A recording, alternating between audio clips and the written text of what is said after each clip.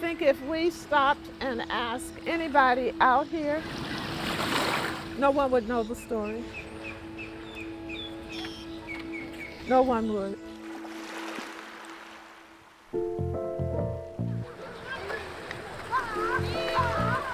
We were formed in water. It's absolutely healing. God made this beautiful, beautiful beach for everybody to enjoy. But there was a need to segregate the water. How do you segregate nature?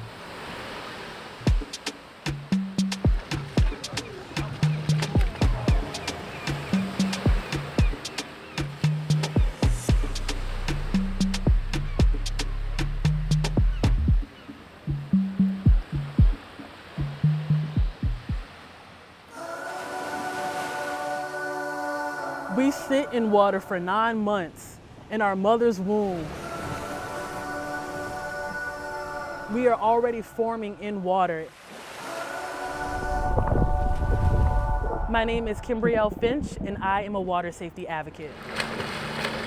I became a lifeguard and swim instructor at the age of 15. And with each stroke, she corrects a crippling past. You want to turn to the side and avoid lifting your head. Anybody who knows Kim knows that she is a mover and shaker in the St. Pete area. She loved all things water and swimming, and so I was curious. Good job. It was not easy at all. I'm not as confident as a swimmer as I thought I was, so I wanted to make sure I took the time to take additional lessons so I could, be confident and also save a life if I needed to. Swim safety is important because we are surrounded by water, especially here in Florida. Very proud of you, very proud. This is really personal to Kim, and here's why. I was doing some research and found 64% of Black children cannot swim, and more than a third of Black adults can't either. For years, members of my community have been left out when it comes to swimming.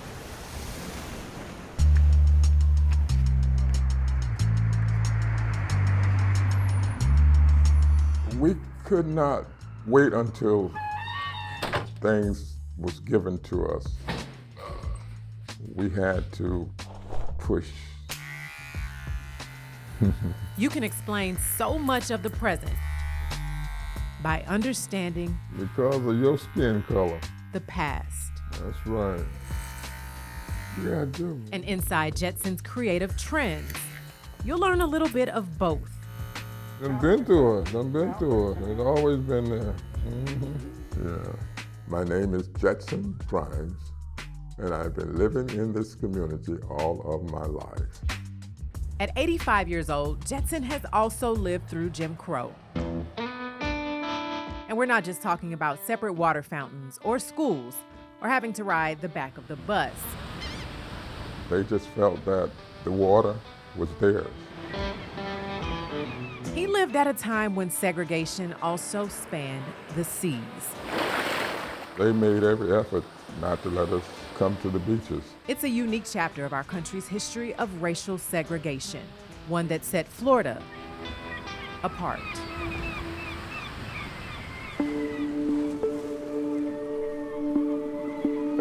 Rui Frias, I'm the executive director of the St. Petersburg Museum of History.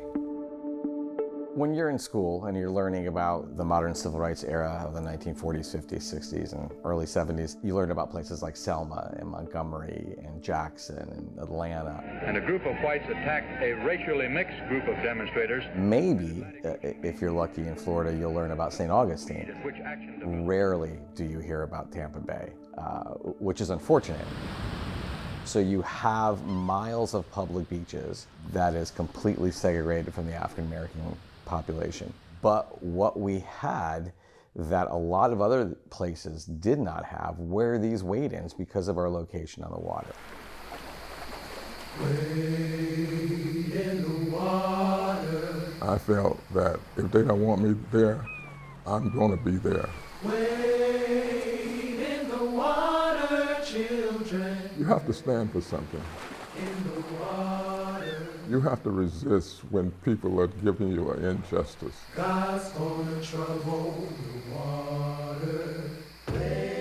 The year was 1955, and Jetson was just about 15 years old when Black people, denied the right to enjoy sun, sand, and sea along the Sarasota shoreline, decided to wade in the water. If you sit there and just go along with the program, after a while they feel that it's okay. And week after week, under the leadership of Sarasota NAACP President Neil Humphrey Sr., a caravan of Black demonstrators headed to Lido Beach on Sundays to test the limits of segregation.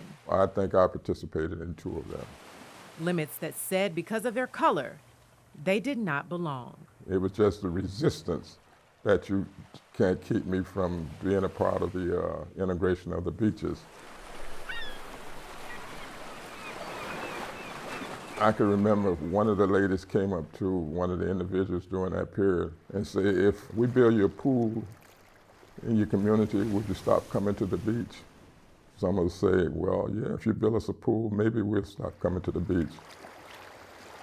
So we got our first pool, and the next day we went back to the beach. So we killed 2 birds with 1 stone there. Sarasota initially responded to the wade-ins by suggesting a segregated beach on Longboat Key, but residents organized against it, and the opposition was so fierce that in November of 1955, they voted to become their own city, in part to avoid the beach question. The county commission later voted asking the legislature for permission to sell all of its beaches to developers, as Black residents continued to test the waters. And as the wade-ins went on, police then restricted the main access point to Lido Beach altogether, acting on a new ordinance allowing them to close any traditionally white place visited by Blacks. If you know anything about Jim Crow and segregation, I always believe all of that is a part of the DNA of this country. A country shaped by the waves of protest, and a history some fear has already been lost at sea.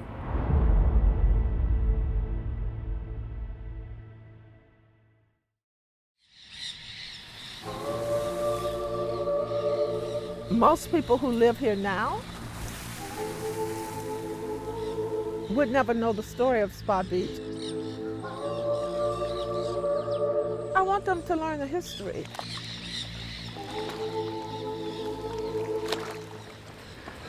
We have the 3rd longest continuous water park system in the nation.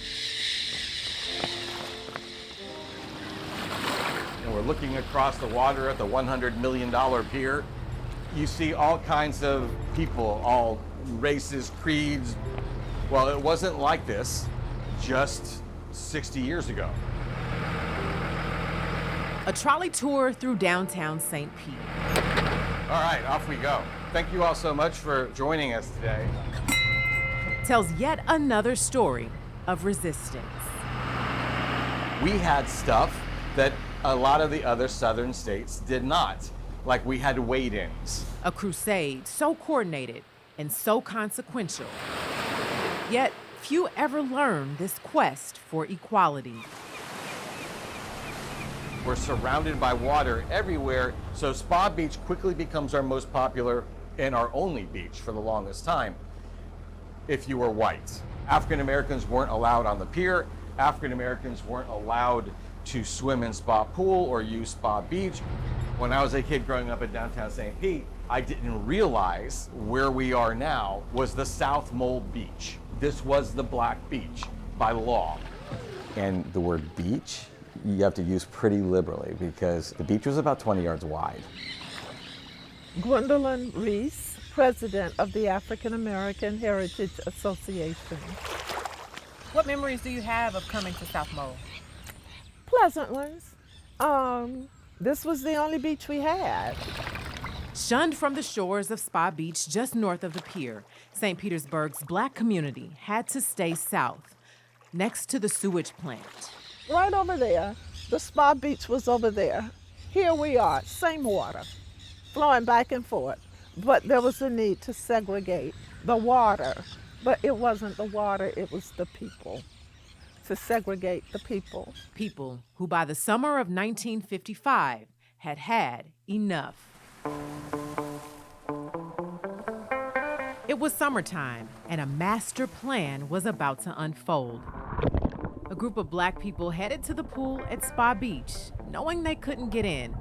So when the attendant refused entry and called police, the plan fell into place, setting the stage for a lawsuit in federal court. It had to get into the federal court systems for this to work. I think these civil rights leaders understood this. The NAACP's Francisco Rodriguez Jr. worked with the community to file this lawsuit against St. Pete, asking for a judgment to end desegregation in pools and beaches across the city. The federal government orders the city of St. Petersburg to integrate the beaches and the pools.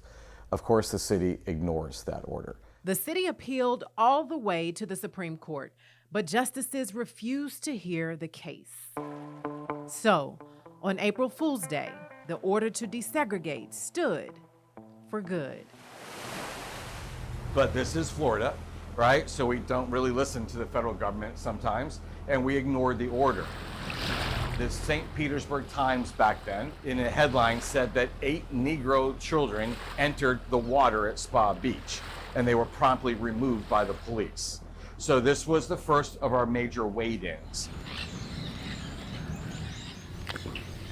My name is Betty Harden, and I helped to desegregate Spa Beach. My friends came by and asked me to go to the beach, and I said, okay.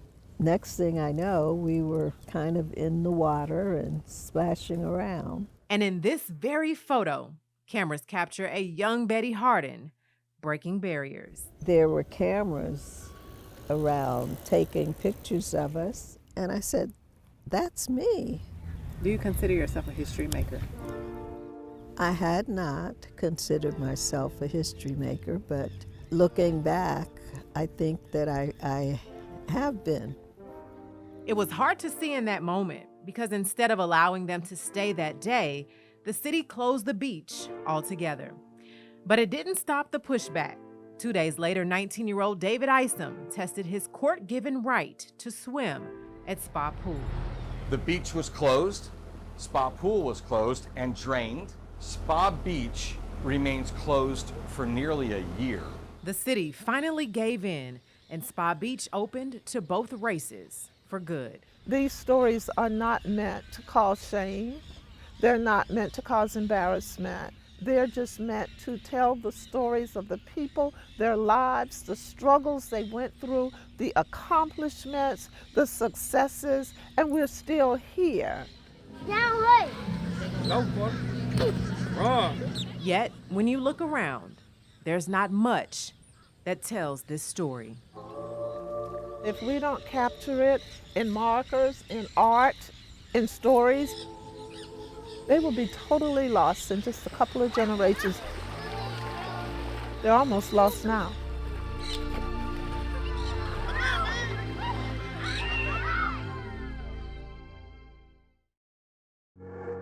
What's at risk when you don't resist? You won't exist.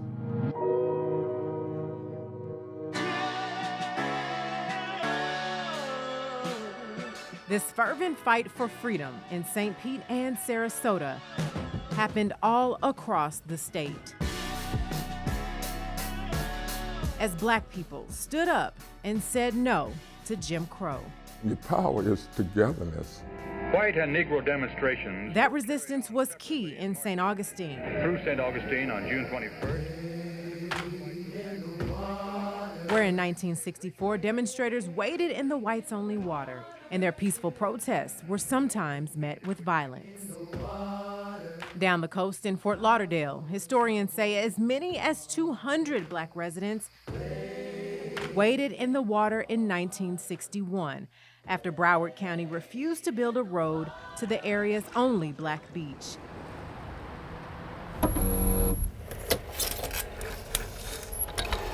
We've spent months researching, going through old court cases, navigating newspaper archives, and listening to those who forced change. Oh, it's certainly a very important history to preserve. A movement rejecting segregation. From Clearwater, where newspapers reported plans for a small beach along the Courtney Campbell Causeway, instead of opening the world-famous Clearwater Beach to all. To St. Pete, where there were plans to segregate this stretch of Gandy Beach for the Black community to keep them away from whites. And the former mayor of Gulfport, who filed a lawsuit in the 1930s when St. Pete tried to build a black beach near Pasadena. From coast to coast, Florida's wade-ins mark a major chapter in our country's history of civil rights, a push that didn't just desegregate beaches. To pursue and subdue a single attacker. These protests along the shores of St. Augustine happened the same summer Dr. Martin Luther King Jr. who came to St. Augustine led demonstrations across the city. This includes sit-ins at the Monson Motor Lodge, where he was arrested. It's also where the owner poured acid into the motel pool to force protesters out. Historians say this image and all the others out of St. Augustine that summer pushed Congress to pass the Civil Rights Act of 1964. So these are incredibly important moments in civil rights history, and those stories need to be told.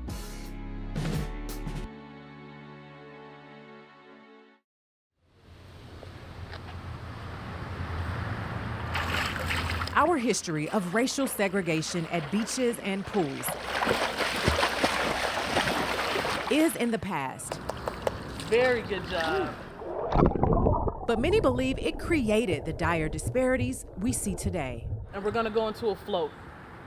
Filling our stomach with air, arms out. We were removed from access, and then over generations, the removal of that access just created a gap between our children and even adults having access to water and learning how to swim. Research shows Black people have some of the highest drowning rates in the country. The CDC says between 2019 and 2022, drowning rates for Black people increased nearly 30%, with Black children under 14 more likely to drown than any other racial group. It claims lives. So Kimbrielle has made it her mission. Now why can't you do that to the deep end? To make water safe, fun, and accessible for everyone. I'm glad that I'm able to be the conduit to swim safety and drowning prevention. Drowning is the #1 cause of death among Florida kids. I went through state data and found nearly 120 children drowned in 2025 alone. That's almost one child every 3 days. Every kid needs to learn how to swim in Florida. It's one reason why some state lawmakers want to expand the Water Smart Florida program. It gives swim class vouchers to low-income families for children under 4. Kimbrielle is one of the providers. The Florida Swim Lesson Voucher Program is an absolute blessing for families who have had to decide, okay, do I pay for swim lessons or do I put this money towards our light bill? The Florida Department of Health told me it got more than 18,000 applications in 2024 when the program first went into place.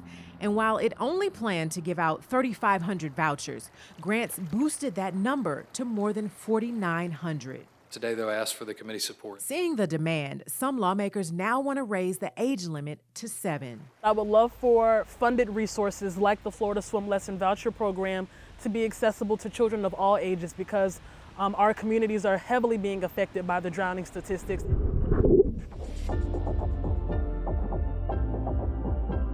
But there are bright spots in these dark places. Thank you guys for coming. Howard University's swim and dive team is a shining example. The group came down from Washington and trained in Orlando this winter, with Kimbrielle inviting them for a day of learning at the Florida Aquarium. They are the only HBCU in the nation, historically Black college or university, that has a collegiate competitive swim team. Typically people are like, oh, that's awesome, that's incredible, and it's actually the contrary. It's really sad. HBCUs don't still have programs, especially given the disparities in drowning. A reminder from many, there's still a long way to go and a lot to remember when it comes to this history especially in St. Pete. I think that there needs to be something, whether it's a plaque, a marker, a historical marker, something like that. So, despite disparities and a painful past, Racism is irrational. Take me to the water. this is a story of a people who, against all odds, still found their way Take me to the water. to the water. To be baptized. To be baptized.